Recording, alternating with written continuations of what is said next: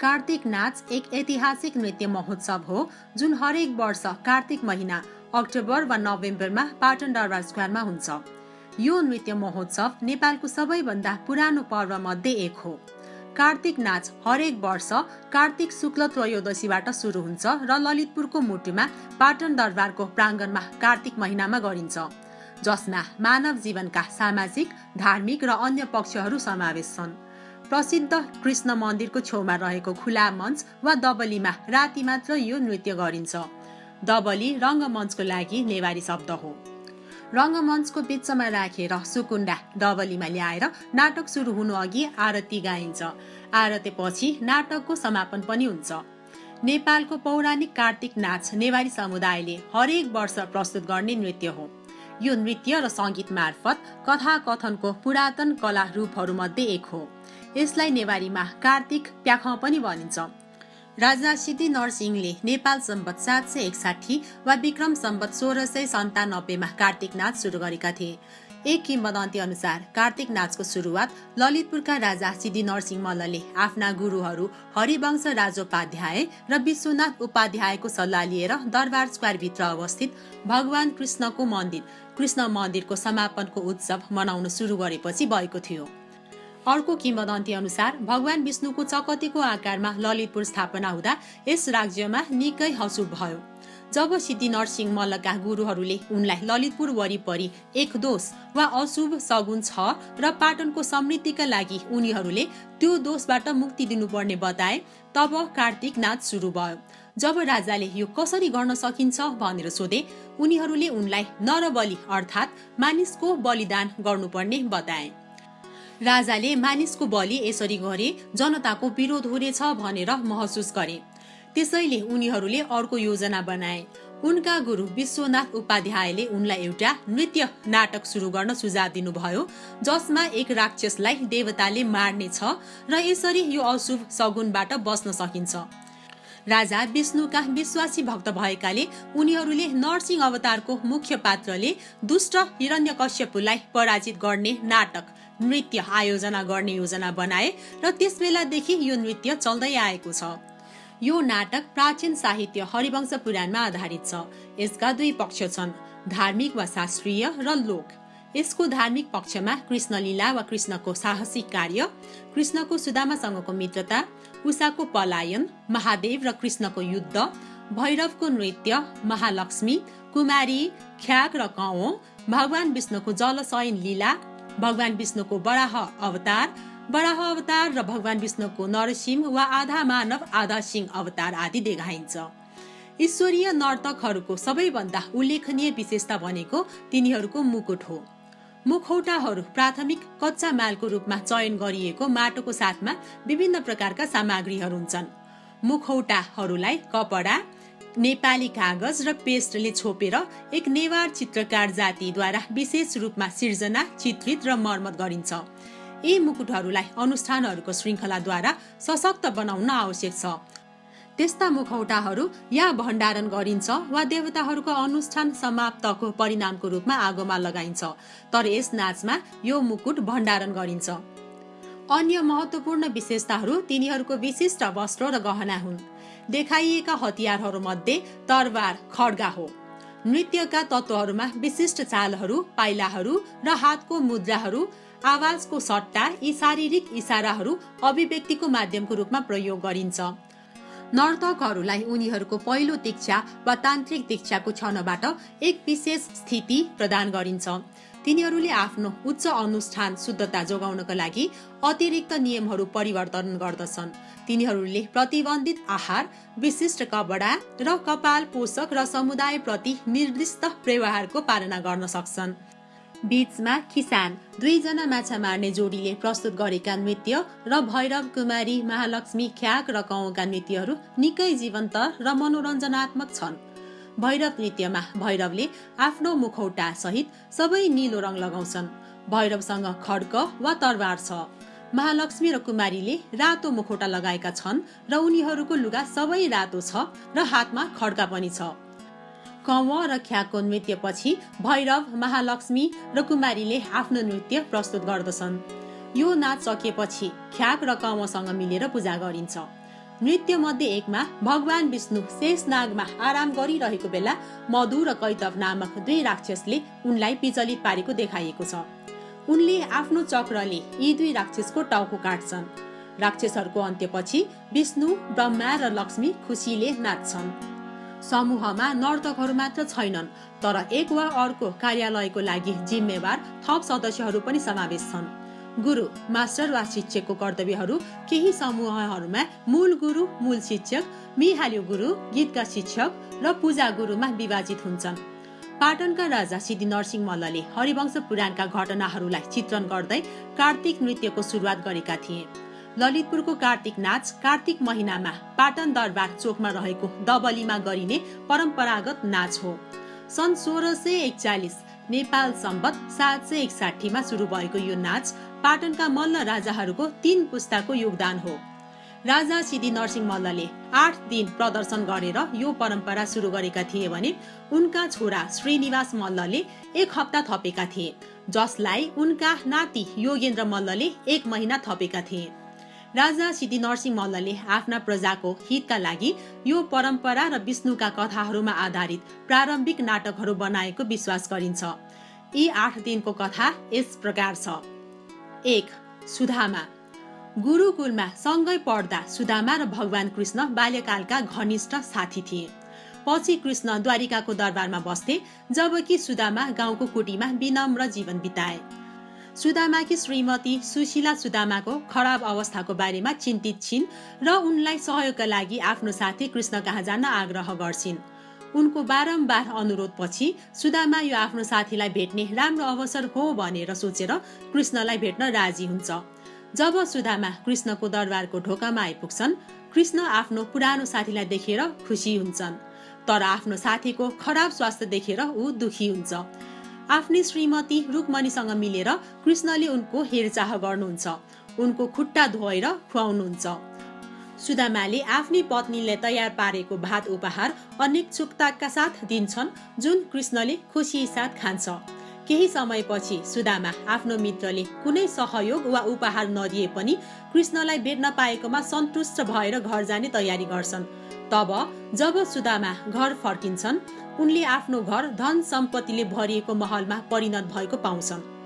सुदामाले महसुस गरे कि उनको साथीले उनलाई आशीर्वाद दिएको छ र उनले कृष्णको शिक्षा फैलाउन जारी राख्छन् र नम्र जीवन बिताउँछन्।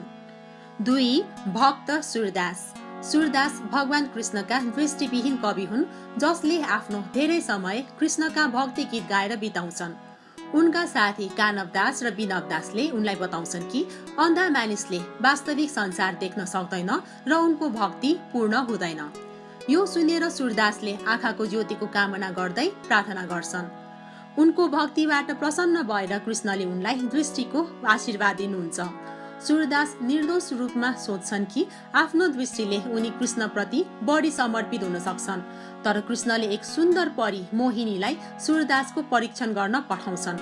जब सूरदासले मोहिनीलाई देख्छन्, सूरदासले तुरुन्तै मोहिनीप्रति मोहित पार्छन् र उनको ध्यान तोड्छन्। चाँडै सूरदासले महसुस गरे कि कृष्णको शिक्षा बुझ्नको लागि उनलाई दृष्टिको आवश्यकता छैन।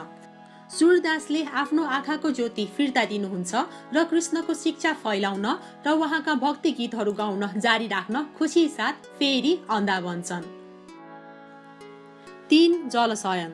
जब भगवान विष्णु विशाल समुद्रमा अनन्त नागको शय्यामा तपस्या गरिरहनु भएको हुन्छ, तब उनको कानको मोमबाट मधु र कैतव नामक 2 राक्षस दाजुभाइको जन्म हुन्छ। दाजुभाइहरूलाई महामायाले आशीर्वाद दिएको छ कि उनीहरूले मात्र एक अर्कालाई मार्न सक्छन्। दाजुभाइहरू आफ्नो अजेय शक्तिले अहंकारी बन्छन् र ब्रह्मालाई आक्रमण गर्छन्।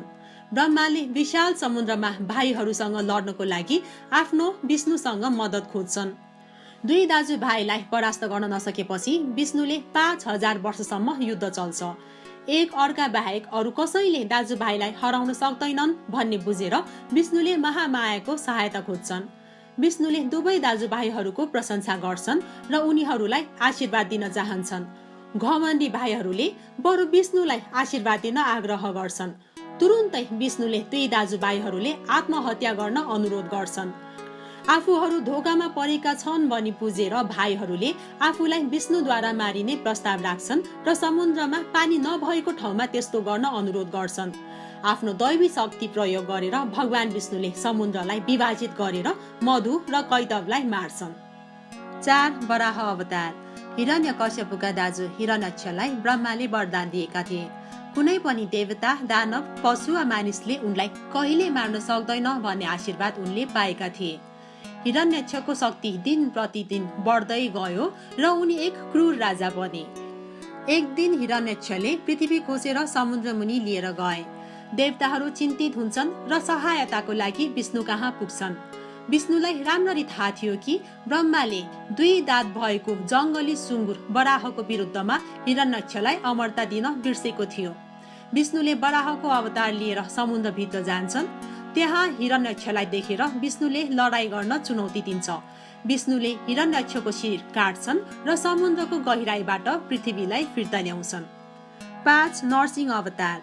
जब हिरण्यक्ष विष्णुको वराह अवतारद्वारा मारिन्छन्, उनका भाइ हिरण्यकश्यपले विशेष गरी भगवान विष्णुसँग बदला लिने बाचा गर्छन्। हिरण्यकश्यप पहाडमा गएर धेरै वर्षसम्म ध्यान गर्छन्। हिरण्यकश्यपको भक्तिबाट प्रसन्न भई ब्रह्माले उनको इच्छा पूरा गरे। हिरण्यकश्यपले आफूलाई मानिस वा पशु, दिन होस् या रात, स्वर्ग वा पृथ्वी र कुनै पनि हतियार वा उपकरणले मार्न सकिँदैन भनेर अनुरोध गर्दछ। लगभग अमर हिरण्यकश्यप एक तानाशाह बने र विष्णुको सबै पूजामा प्रतिबन्ध लगाइयो। तर नारदको आश्रममा जन्मेका उनकै छोरा प्रहलाद नारदबाट प्रभावित भएर विष्णुको भक्त बन्छन्। हिरण्यकश्यपले विष्णुको विरुद्धमा प्रहलादलाई शिक्षा दिन खोज्छन् तर सफल हुँदैनन्। त्यसैले आफ्नो छवि बचाउनको लागि हिरण्यकश्यप क्रोधित हुन्छन् र आफ्नो छोरालाई मार्ने प्रयास गर्छन्। धेरै असफल प्रयासहरूपछि एक साँझ हिरण्यकश्यपले आफ्ना मानिसहरूलाई प्रहलादलाई स्तम्भमा बाँधेर उनको शिर काट्न आदेश दिन्छ। विष्णु स्तम्भबाट आधा पुरुष र आधा सिंहको रूपमा नरसिंहको रूपमा देखा पर्छन् र सूर्यास्तमा उनलाई आफ्नो माथि राख्छन् र हिरण्यकश्यपको छातीलाई आफ्नो धारिलो नङले च्यात्छन् र उनको हत्या गर्छन्। यसरी विष्णुले आफ्नो नरसिंह अवतारमा आफ्ना भक्त प्रहलादको रक्षा गर्नुहुन्छ। 6. वस्त्रहरण लीला। कात्यायनी व्रतमा युवतीहरूले कात्यायनी दुर्गा भनेर चिनिने दुर्गाको 1 महिना लामो पूजा गर्छन्। अस्थायी भौतिक लाभ प्राप्त गर्न कात्यायनी दुर्गाको पूजा गरिन्छ। तर राधिका र उनका साथीहरू वृन्दावनकी गोपिनी भगवान कृष्णलाई पतिको रूपमा प्राप्त गर्न कात्यायनी दुर्गाको पूजा गर्छन्। गोपिनीहरू उहाँप्रति समर्पित छन् भन्ने थाहा पाएर कृष्णले पनि उनीहरूसँग रासलीलामा रमाउँछन्। 7. धादी लीला। धादी लीला कृष्णको परम्परागत कथाको अंश हो। कृष्णले राधा र उनका साथीहरूलाई रोक्छन् जो दही किन्न जाँदैछन् र प्रार्थनापूर्वक नदी पार गर्न शुल्क माग्छन्। राधा जवाफ दिन्छन् कि उनीहरूसँग दिनु केही छैन। कृष्णले उनीहरूलाई यो शर्तमा जान दिन्छन् कि उनीहरूसँग जे छ त्यो उहाँलाई दिनुहोस्। जब तिनीहरू फर्किन्छन्, कृष्णले दही खोसेर लिन्छन्। राधा र उनका साथीहरूले कृष्णलाई पक्रेर घेरा हाल्छन्। तिनीहरूसँगै नाच्छन् जबकि कृष्णले स्वतन्त्र हुन खोज्छन् र अन्तमा राधासँग जान्छन्। 8. बुद्ध लीला। धेरै पहिले संसारमा धेरै हिंसा भएको र पशु बलि प्रचलित भएको समयमा शाक्यमुनि गौतम बुद्ध नेपालको लुम्बिनीमा जन्मेका थिए। बुद्ध अहिंसाको प्रचार गर्छन् र पशु बलिको विरुद्धमा छन्। एक दिन जब बुद्ध र उहाँका अनुयायीहरू आफ्नो भिक्षा माग्नमा छन्, तिनीहरूले देख्छन् कि एक ब्राह्मणले देवताहरूलाई खुसी पार्न बाख्रा बलि दिने तयारी गरिरहेको छ। बुद्धको तर्क छ कि जनावरहरूलाई चोट पुर्याउने जुन ईश्वरको सृष्टि पनि हो, देवताहरूलाई खुसी बनाउन सक्दैन। बुद्धको उपदेशले अन्ततः ब्राह्मणलाई विश्वस्त तुल्याउँछ, जसले पशु बलि त्याग्छ र अहिंसाको मार्गलाई पछ्याउँछ। राजा सिद्धि नरसिंह मल्लको मृत्युपछि उनका छोरा राजा श्रीनिवास मल्लले बाथा प्याख वा चतुर व्यक्तिहरूको नाटक भनेर चिनिने लोकभागहरू थपे र यो 2 हप्तासम्म चल्यो। 1723 इस्वीमा राजा श्रीनिवास मल्ल, जो राजा सिद्धि नरसिंह मल्लका छोरा थिए, तिनले 3 बाथाहरू वा चतुर पुरुषहरूको कथाहरू प्रस्तुत गरे, जसले प्रदर्शनमा हास्य थप्छ। बाथा प्याख वा चतुर व्यक्तिको नाटक लगातार 3 दिन मञ्चन गरिन्छ। यस नृत्य नाटकमा मुख्य 3 कलाकारहरू ब्रह्मा, विष्णु र महेश्वर मानिन्छन्, जो मानिसहरूको चरित्र हेर्न र उनीहरूलाई शिक्षा दिनको लागि यो पृथ्वीमा आएका थिए। तिनीहरू 3 दाजुभाइ समेत रहेको बताइएको छ। जेठोलाई गा दाजु, तेस्रोलाई सामा दाजु र कान्छोलाई बाथाकिजा भनेर चिनिन्छ। तीमध्ये बाथाकिजा धेरै चलाक छ, त्यसैले मानिसहरूले उनलाई यले बाथा वा पाटनका चतुर मानिस भनेर जिस्काउँछन्। तिनीहरूको अद्वितीय मुकुटहरूले पनि तिनीहरूलाई मान्यता दिन्छ।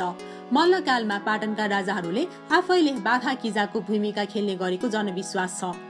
यस नाचका 3 पात्रहरूले यस नृत्य नाटकलाई निकै जीवन्त, हास्यपूर्ण, मनोरञ्जनात्मक र चिन्तनशील बनाएका छन्। जेठा गा दाजुले काठमाडौँ, दोस्रो सामा दाजुले भक्तपुर र कान्छो बाथाकिजाले पाटनलाई प्रतिनिधित्व गरेको पनि बताइएको छ। श्रीनिवास मल्लले स्वयं यले बाथा अर्थात् ललितपुरका बाठा मान्छे भएर अभिनय गरेको भनाइ छ। यी लोककथाहरूले समयको समाजलाई प्रतिनिधित्व गर्दछ र नैतिक सन्देश दिन्छ। 7 कथाहरू यस प्रकार छन्। 1. अविश्वासी पत्नी। एक साँझ ढिलो हुँदै जाँदा 3 बाथाहरूले घरमा बत्ती देख्छन् र रातको लागि आश्रय माग्ने निर्णय गर्छन्। उनीहरूले मालिक लानाकेका भतिजा भएको बहाना गर्छन्, जसले आफ्नी पत्नी पुनवतीलाई भ्रममा पार्छ। लानाकेले 3 छोराछोरी भएका दिदी बहिनी वा दाजुभाइलाई याद गर्दैनन्, तर दयालु भएर उनीहरूलाई आश्रय दिने निर्णय गर्छन्। पुनवतीले आफ्ना भतिजाको राम्रो हेरचाह गर्न भन्दै लानाके फसल जाँच गर्न खेतमा जान्छन्। पुनवतीले हतारमा खाना, पेय पदार्थ र कोठा उपलब्ध गराउँछिन्। बाथाहरूलाई चकित पार्दै एक अर्को मानिस मतिना काजी गुपचुपमा पुनवतीलाई हेर्न आउँछन्। लामो समयपछि भतिजालाई देखेर खुसी भएका लनाके चाँडै घर फर्किन्छन्। पुनवतीले हतार हतार मतिना काजीलाई परालको सुकुल बेरेर कुनामा लुकाउँछिन्। भोलिपल्ट बिहान बाथाहरूले आफ्ना काकालाई बिदाई गर्दा उनीहरूले आफूलाई मन पर्ने चिजहरू उपहारको रूपमा लिन आग्रह गर्छन्। मतिना काजी भित्र लुकेको थाहा पाएर तिनीहरूले परालको सुकुल लाने निर्णय गर्छन्। पुनवतीले उनीहरूलाई नयाँ सुकुल प्रस्ताव गर्छिन्, तर उनीहरूले त्यसमा जिद्दी गर्छन् र बेच्ने योजना बनाउँछन्। उनीहरूको योजना बुझेर पुनवतीले नजिकैको पसललाई सुकुल किन्न घुस दिन्छिन्। उनीहरू जाने बित्तिकै पुनवती सुकुल किन्न हतारिन्छिन् र मतिना काजीलाई मुक्त गरिदिन्छिन्। दयालु लनाकेको बारेमा चिन्तित बाथाहरू भोलिपल्ट फर्किन्छन् र लनाकेलाई आफ्नी अविश्वासी पत्नीको बारेमा बताउन चाहेको भएर भोज प्रस्ताव गर्छन्। तिनीहरूले पुनवतीसँग आफ्नो अवैध सम्बन्ध स्वीकार गर्न मतिना काजीलाई जालमा पार्छन्। यो सुनेर लनाकेले मतिना काजी र पुनवती दुवैलाई घरबाट निकालिदिन्छन्। 2. बाख्राको मूल्य।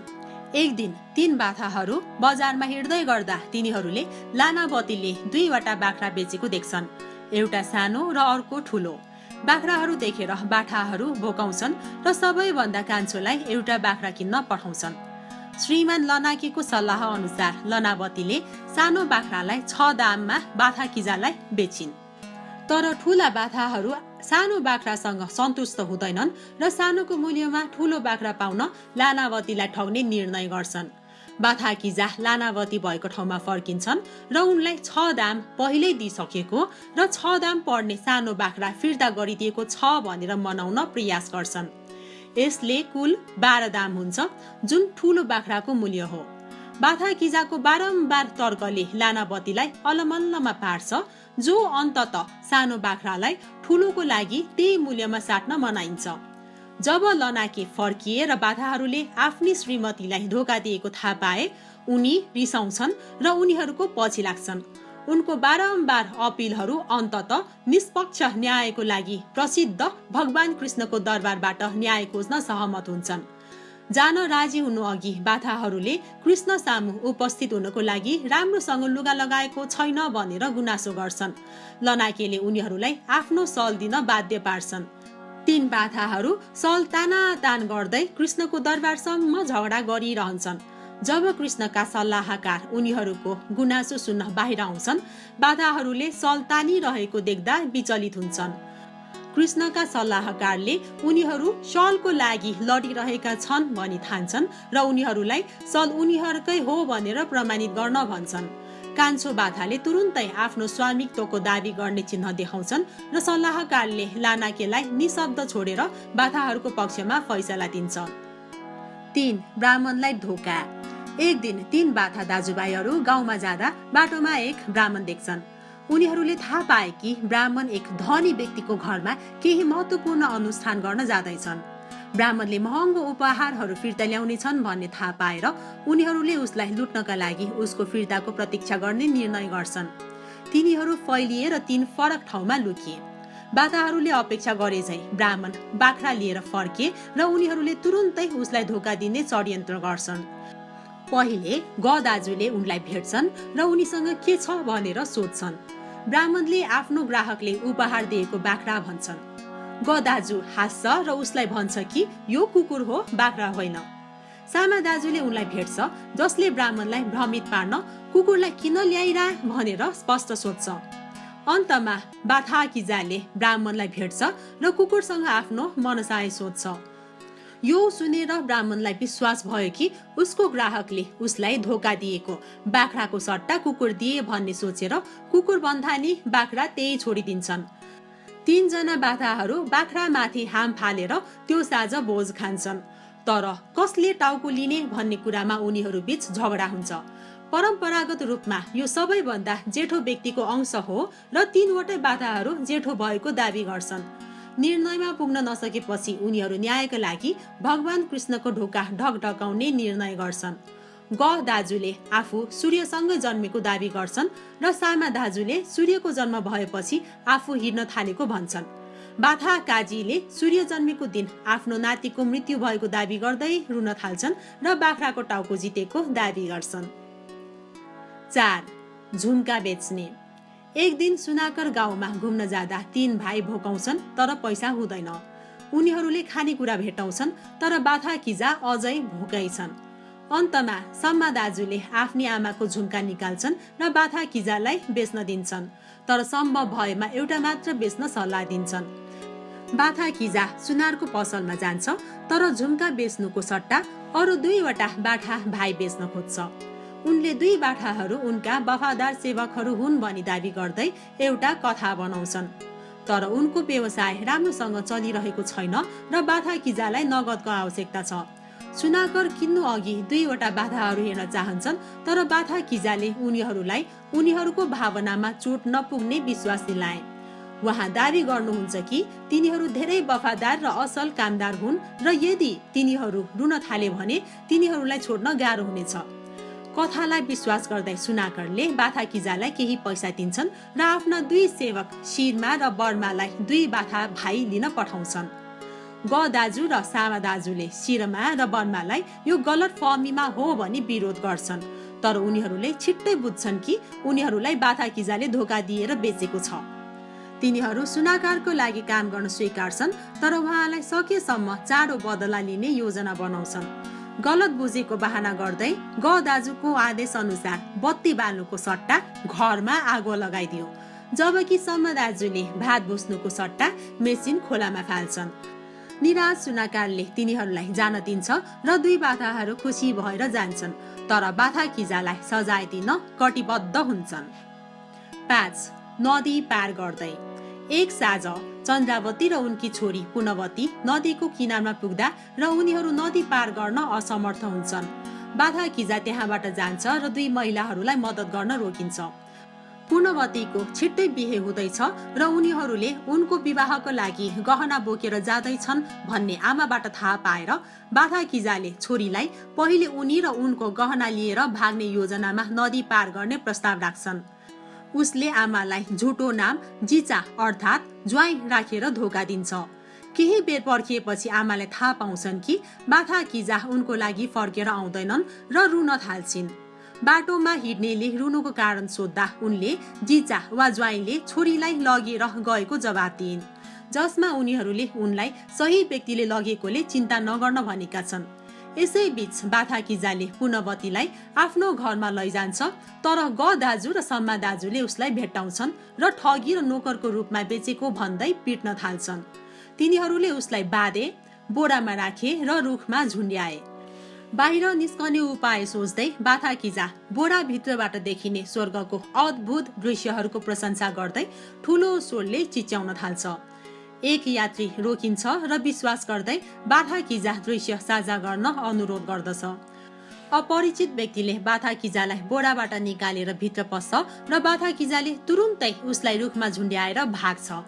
भोलिपल्ट बिहान दाजु र सामा दाजुले बोरा जाँच्छन् र बाथाकिजा अझै जीवित छ र बदला लिन सक्छ भन्ने महसुस गर्दै अपरिचित व्यक्तिलाई बाथाकिजा सम्झेर बोरा पहाडमा फ्याँक्छन्। बाथाकिजालाई मारेकोमा खुसी भएर तिनीहरूले उसको सम्पत्तिमाथि दाबी गर्छन्। 6. दुर्भाग्यपूर्ण स्नानहरू। बाथाकिजाको सट्टा अपरिचित व्यक्तिलाई मारेको थाहा पाएपछि दाजु र सम्मा दाजुलाई बाथाकिजाले बदला लिन खोज्छ कि भनेर चिन्तित छन्। उनीहरूलाई मेटाउन अघि बाथाकिजालाई खोज्ने निर्णय गर्छन्। तर दुवैजना बाथाकिजा खोज्नुको सट्टा सुन्दर महिलाहरूबाट विचलित हुन्छन्। दाजुले धतली र पुन्तली नामक 2 महिलालाई भेट्छन् र दुवैलाई विवाह गर्न चाहन्छन्। दाजु 2 नयाँ श्रीमतीहरू दुवै हातमा लिएर खुसी साथ सुत्छन्। तर जब दाजुले राति उठेर शौचालय जान खोज्छन्, 2 पत्नीहरू निदाइरहेका हुन्छन् र दाजुले हात चलाउन सक्दैनन्।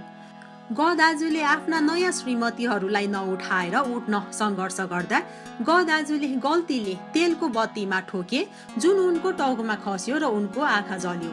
दाजु 2 पत्नीसँग विवाह गरेकोमा पछुताउँदै आफ्नो आँखा जचाउन जान्छन्।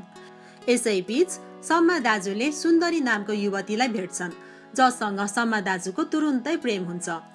सम्मा दाजु उसलाई बिहे गर्न घर लैजान्छन्। तिनीहरूले सँगै रमाइलो साँझ बिताउँछन्। तर सम्मा दाजुलाई राति भोक लाग्दा घरमा केही नपाकेको भात बाहेक केही खान पाउँदैनन्। सम्मा दाजुले आफ्नी नयाँ श्रीमतीलाई भात पकाउन आग्रह गरे, तर आगो बाल्न केही भेटाउँदैनन्। सम्मा दाजुले आफ्नी सुन्दरी श्रीमतीलाई घरमा एक्लै छोडिदिए वा एक्लै बाहिर पठाए भने अरू पुरुषले लैजान सक्छन् भन्ने डरले उनलाई साथमा लैजाने निर्णय गर्छन्। तेलको बत्ती बालेर छिमेकीबाट फर्किने क्रममा सुन्दरीले खुट्टा दुखेको गुनासो गरिन्। सम्मा दाजुले सुन्दरीलाई पिठ्यूमा बोकेर तेलको दियो दिन्छन्। सुन्दरीले सम्मा दाजुको टाउकोमा तेलको बत्ती राखिन्, जुन पल्टिन्छ र उनको कपालमा आगो लाग्छ। सम्मा दाजु सुन्दर तर मूर्ख पत्नीसँग विवाह गरेकोमा पछुताउँछन्। रुखमा झुन्डिएको बोराबाट मर्नबाट जोगिएर बाथाकिजा अर्को गाउँमा गएर ककनावती नामक सुन्दरीलाई भेट्छन् र उनीसँग प्रेम गर्छन्। तिनीहरूले एक अर्कालाई माया गर्ने र आफ्नो बाँकी जीवनको लागि खुसी बनाउने बाचा गर्दै सँगै एक अद्भुत साँझ बिताउँछन्। तर काकनावतीको पूर्व प्रेमीको मृत्युको खबर लिएर राति ढिलो एक मानिस आइपुग्छ। यो खबरले उनलाई दुखी बनाउँछ र उनी आफ्नो मृत मायाको लागि रुँदै कुनामा लुकेर बस्छिन्। बाथाकिजाले काकनावतीलाई उनको दुःखको कारण सोध्दै सान्त्वना दिन कडा प्रयास गर्छ। उनले अन्तमा स्वीकार गर्छिन् कि उनको पूर्व प्रेमी, जसलाई उनले बाथाकिजा भन्दा धेरै माया गर्थे, भर्खरै मरे र उनको साँचो प्रेमको साथ सती विधवाको आत्मदाह गर्ने इच्छा व्यक्त गर्छिन्। काकनावती बिना बाँच्ने सोचले दुखी बाथाकिजाले उनको चितामा स्थान लिने प्रस्ताव राखे। उनले सबै अन्त्येष्टि अनुष्ठान गर्दछ र आफ्नो सम्पत्ति दिन्छ। तर चिता नजिक पुगेपछि आगोले पोल्दाखेरि बाथाकिजा भाग्छ। 7. सबैभन्दा ठुलो मूर्ख। मृत्युको नजिकबाट भाग्दै र उनीहरूले माया गर्ने महिलाहरूद्वारा धोका पाएर सबै बाथा दाजुभाइहरू सहरमा भेट्छन्। तिनीहरू एक अर्कालाई आफ्नो दुर्भाग्यपूर्ण कथाहरू सुनाउँछन् र एक अर्कालाई सान्त्वना दिन्छन्। दाजु, जसले 2 महिलासँग विवाह गर्छ र उनीहरूको लापरवाहीको कारण एउटा आँखा गुमाउँछ। सम्मा दाजु आफ्नी सुन्दरी श्रीमतीको कारण आफ्नो कपाल गुमाउँछ। बाथाकिजाले आफ्नी पत्नीको पूर्व प्रेमीको कारण लगभग आत्महत्या गरे। एकजना ब्राह्मण त्यहाँबाट गएर आशीर्वाद दिन्छन्, तर ती 3 जना आशीर्वाद कसलाई दिने भनेर झगडा गर्न थाल्छन्।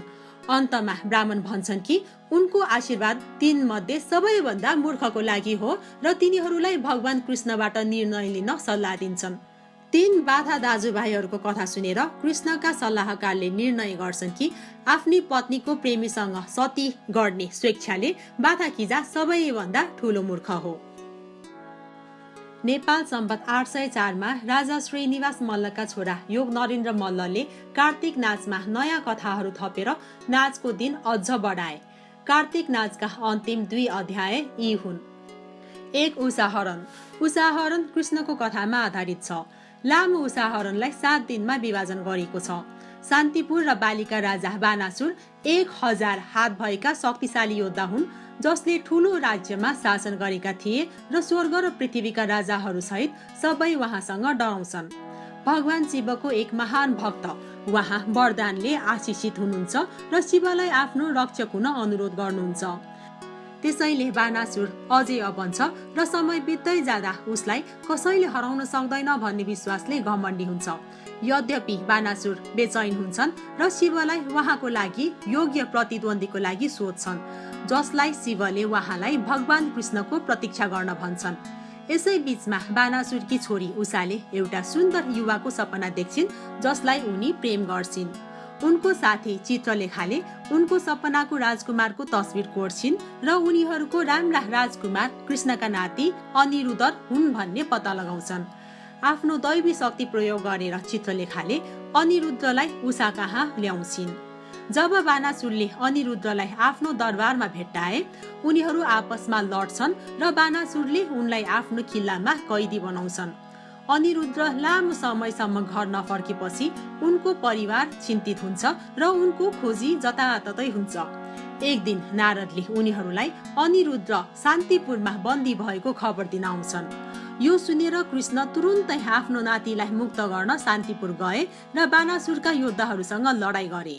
जब तिनीहरू पराजित हुन्छन्, शिव आफ्नो भक्त बानासुरको रक्षा गर्न आउँछन् र शिव कृष्णसँग युद्ध गर्छन्। माता पृथ्वीले युद्ध समाप्त गर्न हस्तक्षेप गर्छन्।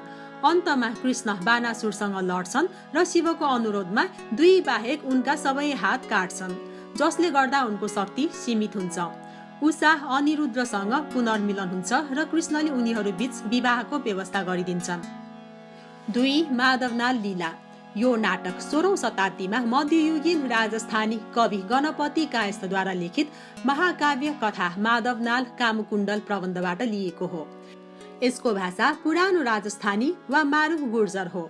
माधवनाल एक सुन्दर र युवा ब्राह्मण सङ्गीतकार पुष्पवतीमा बस्छन्, जहाँ राजा गोपीचन्द्रले शासन गर्छन्। रानी पुष्पवती लगायत उनका गीतले पुष्पवतीका सबै नारीहरू मोहित छन्।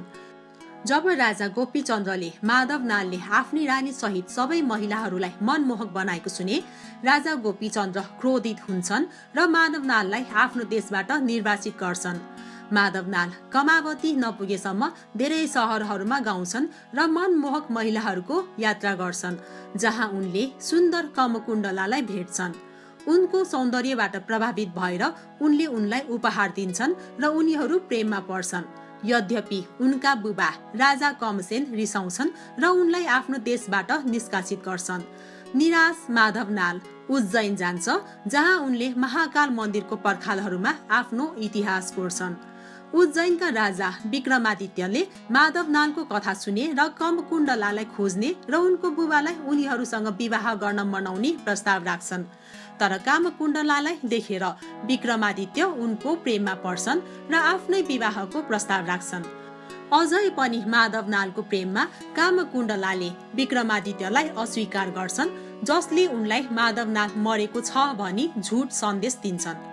विक्रमादित्यलाई आशा थियो कि यो झुटो सन्देशले उनले उसलाई बिर्सनेछन् र उनको प्रस्ताव स्वीकार गर्नेछन्। बरु कमकुण्डला बेहोस हुन्छन् र मुटुको पीडाले मर्छन्। यो सुनेर माधवनालको पनि मृत्यु हुन्छ। आफूले गर्दा यी प्रेमीहरूको मृत्यु भएको भन्दै दुखी भएर विक्रमादित्यले तपस्या गर्छन् र उनका साथी बेतालले दम्पतिलाई जीवनमा फर्काउन मद्दत गर्छन्। विक्रमादित्यले दम्पतिको विवाह प्रबन्ध मिलाउँछन् र उनीहरू खुसी साथ सँगै बस्छन्। सुरुमा राजा सिद्धिनरसिंह मल्लले सुरु गरेको यो नृत्य नाटक 1 हप्ता मात्र मञ्चन हुन्थ्यो। राजा सिद्धिनरसिंहका नाति र राजा श्रीनिवास मल्लका छोराले फेरि 2 हप्ताका लागि केही थप नाटकहरू थपे। यो नृत्य नाटक 1 महिना भयो, तर अहिले यो 1 साता मात्र गरिन्छ। 1 हप्ताको कार्यक्रममा पहिलो 3 दिन चतुर व्यक्तिका लोकनाट्य मात्र देखाइन्छ। चौथौं दिन उषा विदाई तथा महादेव र कृष्णको युद्ध, चिताङ्जो र विषमजोरको युद्ध, 5औं दिन भैरव, महालक्ष्मी, कुमारी, ख्याग र कौव र कङ्कालको नृत्य, 6औं दिन भगवान विष्णुको द्वार समुद्रमा राक्षस मधु र कैटवको हत्या, 7औं दिन वराह अवतार र 8औं दिन नरसिंह वा आधा पुरुष र आधा सिंह अवतार भगवान विष्णुको मञ्चन गरिन्छ। 7औं र 8औं दिन वा कहिलेकाहीँ 8औं वा 9औं दिनमा मञ्चन गरिएका नृत्यहरू वास्तवमै हेर्न लायकका छन्। 7औं दिन भगवान विष्णुले जङ्गली बँदेलको अवतार लिएर इन्द्रको यज्ञ अनुष्ठानलाई नष्ट गर्दा राक्षस राजा हिरण्यकश्यपलाई मार्छन्। मञ्चमा प्रवेश गर्न अघि पाटन दरबारको मूल चोकमा वराह देवताको पूजा हुन्छ। उनीहरू बीचको झगडा साँच्चै रोमाञ्चक छ। 8औं दिनमा विष्णुका परम भक्त दानव राजाका छोरा प्रहलादको ज्यान बचाउन नरसिंहले राक्षस राजा हिरण्यकश्यपलाई मारेको हेर्नको लागि अन्य दिनको तुलनामा मध्यरातमा धेरै मानिस त्यहाँ भेला हुन्छन्। हिरण्यकश्यपलाई न दिनमा मार्न सकिन्छ न रातमा, न पशु न मानिसले, न भित्र न बाहिर, न कुनै हतियारले। हिरण्यकश्यपले आफ्नो छोरालाई सोध्छन् कि आफ्नो तथाकथित भगवान विष्णु स्तम्भमा छन् र यसलाई भत्काउँछन्। स्तम्भमा हानेपछि विष्णुको अवतार नरसिंह आधा मानिस र आधा पशुको रूपमा बाहिर निस्किए। नरसिंह न त पूर्णतया पशु हो न त पूर्णतया मानिस, उहाँ दुवै हुनुहुन्छ। दानवलाई न दिउँसो न रातमा तर साँझमा मार्छ र उसले कुनै हतियार प्रयोग गरेको छैन, किनकि पन्जाहरू सिंहको जस्तै धारिलो छन् र अन्तमा ऊ ढोकामा हुन्छ, न त पूर्ण रूपमा भित्र न त पूर्ण रूपमा बाहिर। यो नृत्यले नरसिंहले हिरण्यकश्यप राक्षसलाई मारेको कथालाई चित्रण गर्ने प्रयास गरेको छ। जब नरसिंह हिरण्यकश्यपलाई कुनामा जबरजस्ती लान्छन्, त्यसपछि केही चमत्कारी र अविश्वसनीय घटना हुन्छ। नरसिंहले उसलाई छुने बित्तिकै हिरण्यकश्यपको नक्कल गर्ने नर्तकले होस गुमाउँछ र भुइँमा ढल्छ। ब्राह्मण पुजारी वा कृष्ण मन्दिरको हेरचाह गर्नेले नरसिंहको भूमिका खेल्छन् र चित्रकार परिवारको सदस्यले दानव राजाको भूमिका खेल्नुपर्ने चलन छ। दानव राजा हिरण्यकश्यपलाई छोएपछि ब्राह्मण रक्षकले त्यही दिन र मध्यरातमा व्रत बस्नुपर्छ। यो नाचमा हिरण्यकश्यप बनेका व्यक्ति साँच्चीकै बेहोस हुन्छन् भनिन्छ। उनलाई गुठियारहरू आफूले लगाइरहेको टोपी र जुत्ता फुकालेर साँच्चैको मलामी जसरी कुरेर बस्छन्। उनलाई चोखो पानी पिलाएर मन्त्रद्वारा बिउझाइन्छ। दैत्यलाई बिउझाउने भूमिका तलेजुका पुजारीले गर्छन्।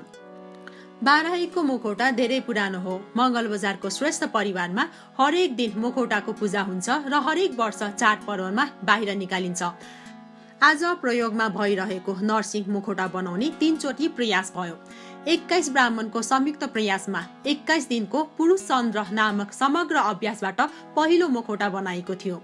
पहिलो मुखौटा कार्तिक नाचको उद्देश्यसँग मेल खाएन, किनकि जो कोहीले मुखौटा लगाएको थियो असहज महसुस गर्यो, किनकि मुखौटा एकदम शक्तिशाली थियो। भनिन्छ कि पहिलो मुखौटाले उडिरहेको चरालाई देखेमा तुरुन्तै मार्छ। यो मुखौटा दबलेको अगाडि गाडिएको छ। मुखौटा बनाउने दोस्रो प्रयासले पनि काम गरेन। यो मुखौटा पनि शक्तिशाली थियो। दोस्रो पटक बनाएको मुखौटाले पनि लगाएका कलाकार निकै उत्साहित भएर नाच छोडेर सिधै दैत्यलाई छोएर नाटकको अन्त्य गरे। मुखौटा बनाउने तेस्रो प्रयास सफल भयो र अझै त्यही मुखौटा अहिले प्रयोगमा छ। राजोपाध्याय, शाक्य, वज्राचार्य, श्रेष्ठ, अमात्य, व्यञ्जनकार, जोशी, महर्जन, नापित, प्रधान, डङ्गोल, चित्रकार, शिल्पकार, मल्ल, कुशले, ताम्राकार, तण्डुकार लगायत पाटनका लगभग सबै जात जातिहरू यस नृत्यमा सहभागी हुनु अर्को महत्त्वपूर्ण विशेषता हो। सबै जात जाति यसमा भाग लिन्छन्। हरेक दिन विभिन्न धार्मिक गीत, सङ्गीत र सङ्केतहरू सहित विभिन्न नृत्यहरू प्रदर्शन गरिन्छ।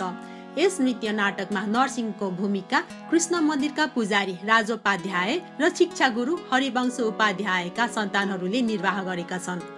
दीक्षा गुरु विश्वनाथ उपाध्यायका सन्तानहरूले अनुष्ठान र तान्त्रिक गतिविधिहरू सञ्चालन गरेका छन्।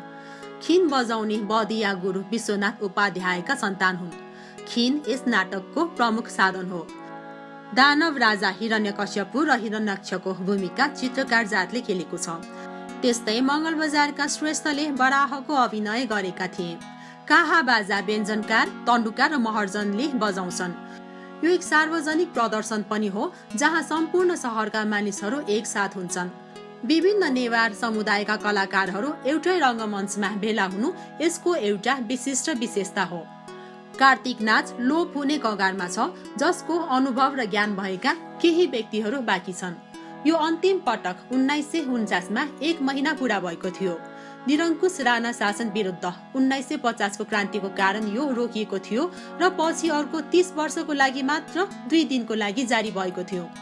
कलाकारहरूको समर्पण र विभिन्न शुभचिन्तकहरूको सहयोगमा कार्तिक नाच व्यवस्थापन समिति गठन गरी 8 दिनसम्म प्रदर्शन गर्न थालेपछि सन् 1982 मा नृत्यले दोस्रो जीवन पाएको थियो।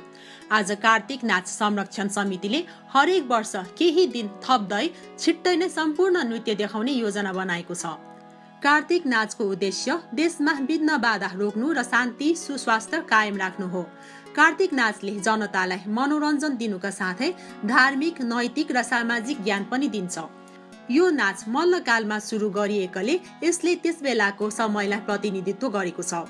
नाचमा त्यो समयको मानिसको रहन सहन, व्यवहार तथा सांस्कृतिक गतिविधिलाई प्रस्तुत गरिन्छ। मल्लकालमा प्रजालाई नाच मार्फत गीताको सन्देश प्रवाह गर्न खोजिएको भनाइ छ। कार्तिक नाचको माध्यमद्वारा देशमा आउने विघ्न बाधा हटी शान्ति र सुव्यवस्था कायम रहने विश्वास रहनका साथै आफूसँग भएको पद र शक्तिको दुरुपयोग पनि नगर्न सन्देश छर्ने गरिन्छ। धन्यवाद।